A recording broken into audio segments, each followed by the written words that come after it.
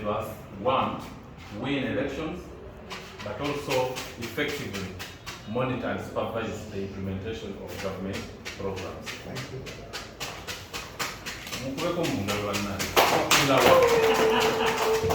I also give you this Constitution of the Republic of Uganda to guide you in executing your mandate.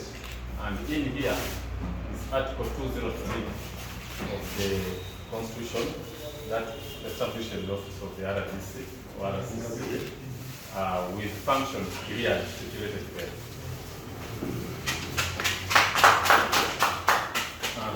This is the Local Governments Act. It will also guide you on the formation of councils. And in here we have Section 71 and Section 72 of the Local Governments Act. Also clearly stipulating the function of the RDC or RCC.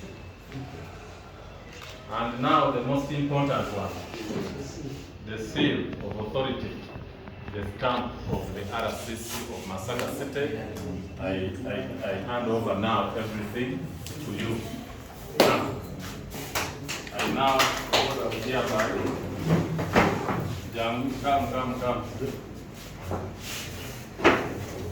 The RCC of Masaka City, Ahmed Washaki, has now taken charge.